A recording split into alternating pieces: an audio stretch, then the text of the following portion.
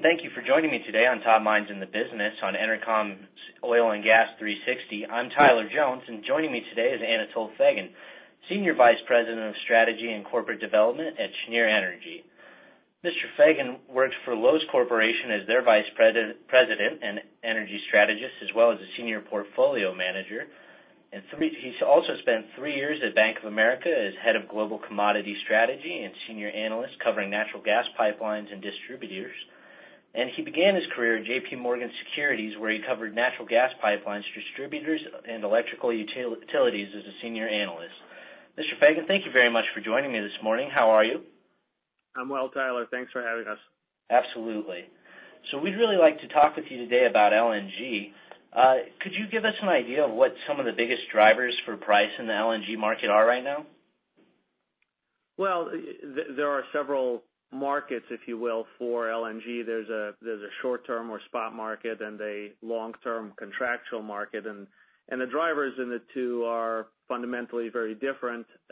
I'm sure you're well aware that the spot pricing over the last 12 to 18 months has declined substantially. That's been a function of some new supply coming online, as well as moderating demand in Asia and Europe, and so prices have come off again in that short-dated market. In the medium and longer term, pricing remains fairly consistent and robust. The drivers there are global demand growth for LNG, which has been relatively stable. Global demand for natural gas growth has been as well, and LNG has continued to take market share because of its flexibility and ability to access various emerging markets. And we're seeing continued interest from various global players for additional volumes for anywhere from 10 to 20 year kind of terms. Okay, and as LNG continues to grow in global markets, as buyers are looking to purchase more LNG, what are these buyers looking for in an exporter? Primarily reliability. They are fundamentally load-serving entities. There are, of course, portfolio players in the market, but fundamentally, just like any utility domestically, they are very concerned with the supplier's ability to meet its contractual obligations. These volumes go into a purchasing portfolio that is used to meet end-user demand, and so there needs to be substantial comfort that that supplier can deliver. They are interested in diversity of supply. Everyone is concerned about single node failure and wants to have a portfolio of these credible suppliers. They are concerned with availability of the resource. The fungibility of natural gas is very attractive, but you need to be comfortable as a buyer that there is ample supply behind the infrastructure. And more we're seeing these demand centers focus on different pricing mechanisms, whether that is different types of mechanisms that continue to index purchasing LNG to crude, or, as I'm sure you're aware, increasing appetite in exposure to the NYMEX Henry Hub contract as the world has gotten comfortable with that pricing mechanism and its largely uncorrelated behavior to crude, and fundamentally that at Henry Hub there is ample gas available. Okay. And kind of looking forward from now, let's say maybe 10 years, how much demand do you expect to see in Europe and in Asia? And how does the U.S. LNG export volume fit into that? Well, we expect to see continued growth in demand out of non-OECD Asia, especially. We do think that LNG demand in Europe will continue to grow, even though natural gas demand itself in Europe may have tepid growth, if not outright declines, as some of the renewable portfolio standards really take hold there. Big question mark of how the economics of that, as well as the retirement of some of the nuclear fleets, especially in Germany early next decade, play into the equation. The other side of this, if we think that LNG pricing will be moderate going forward, we expect that to drive some incremental demand at the margin as well, which may help Europe develop its LNG demand function. So we think that there's a relatively robust market in Europe as well, especially as the LNG market matures and some of the legacy suppliers who have been a key part of the equation historically begin to see some challenges in their upstream infrastructure and ability to supply their liquefaction facilities. So we think that there is not just market growth, but share for LNG to go after. And we think that the North American market in particular offers some very attractive advantages in how the LNG is priced and sourced. Okay. Well, that sounds like a very optimistic outlook for the next 10 years. Coming back to the present a little bit, how are these low prices affecting the LNG business? Well, I do think that in the short term, the availability of LNG and the ramp up, as we see, of very substantial world-scale Australian projects as well as the North American projects that'll start coming online with ours towards the end of this year and then really ramping up towards the end of the decade as some of our esteemed competitors bring projects online, are creating a dynamic in the market where some of the projects that have attractive resources behind them, but perhaps some more challenging environments in terms of construction and operation, and perhaps some greater question marks in terms of the ability to deliver these projects in some emerging markets, are being questioned by those very customers that we discussed earlier. And to the extent that those customers have greater availability and no immediate pressing needs to sign up for additional volumes from some of these frontier projects, we're seeing some of those get put on the back burner. In terms of the U.S. market, we've really only seen one project officially postpone its efforts, and really attribute that to the pricing environment today.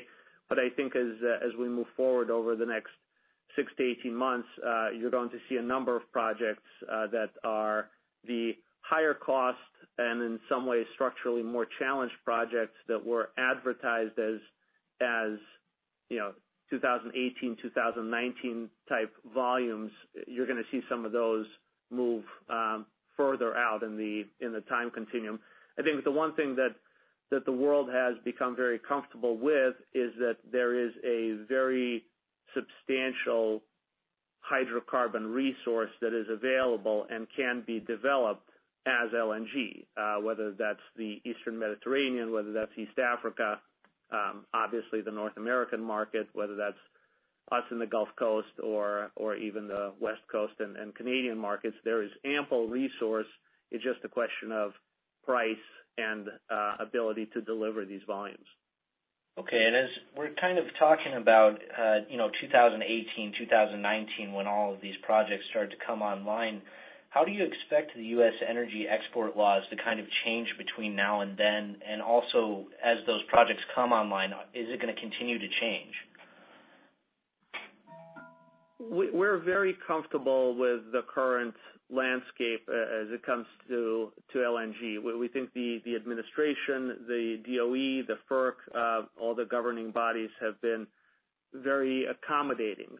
We can all complain about things taking a little bit longer here and there, but by and large, they've been very big supporters of these projects, and the moves they've made over the last couple of years have just helped really develop this very large industry, drive tremendous job creation, and we don't expect that to change. The biggest challenge, I think, to the regulatory environment and the permitting environment would have been if we expected a dramatic response in prices, in domestic prices, and the pressure that would put on the political and eventually regulatory bodies to respond to that. Today, even more so than 5 years ago, we think that the resource is not only ample and available to feed the export infrastructure as well as the domestic consumption markets. It is, in fact, even more economically attractive than we thought 5 years ago. And as we see the Northeast plays, or the Marcellus and the Utica, really develop and get debottlenecked over the next 2 to 4 years, we think there's going to be continued moderate pricing for natural gas in the U.S. And as such, we don't see a large regulatory response. In terms of accelerating the permitting process, we don't think that that's going to be the gating factor over the next 3 to 5 years. We think, as we discussed earlier, the market's appetite for these incremental volumes will really be the determining factor of which projects move forward and at what scale. And as you said, once this industry really gets going towards the end of the decade and we have 4 to 5 export projects, most of those projects have incremental capacity that can be brought online through brownfield expansions, which are economically more attractive than of course, greenfield projects. So we think that the market will be the driving factor much more so than the regulatory conditions, which again we have been very big fans of how that has evolved and how the regulatory bodies have run the gauntlet of evaluating and permitting these projects. Well, that's good to hear that it's not kind of getting in the way of this of LNG growing any. Can I ask you what excites you the most about the future of LNG? The changing nature of this market. We think that as the North American projects especially, Australian projects also to some extent, but North American projects really ramp up, they'll add a degree of freedom to this market, which the market has really not experienced before. The U.S. projects are structured and priced in a way that allows them to be much more flexible than the vast majority of the legacy LNG supply. And we think that will bring tremendous opportunities and will help rationalize the market. And we're certainly gearing up to help the market realize its potential, if you will, of becoming a more liquid traded and an economically efficient market rather than the contractual point-to-point LNG market of 10, 20 years ago. Okay. And we think that'll bring tremendous opportunities for us and for our customers. Yeah, absolutely. And if you had a crystal ball, what would you say is next for the U.S. energy industry? What's coming next? Well, crystal ball is a tough one, but I do think that we're going to continue to expand our ability to export hydrocarbons. We at Cheniere firmly believe that liquids exports are going to continue to grow. As you know, today we are exporting record amounts of oil. Vast majority of that, of course, is going to Canada under the regulatory regime that allows us to export to Canada.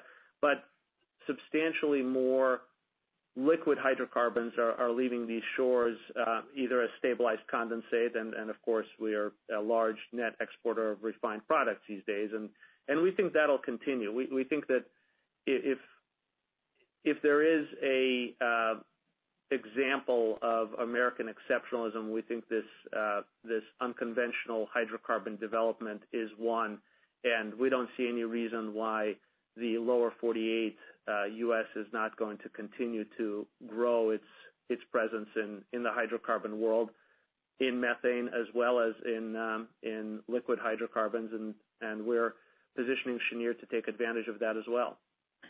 Wonderful. Well, thank you so much for joining us. I really appreciate your time. Thanks, Tyler. Pleasure.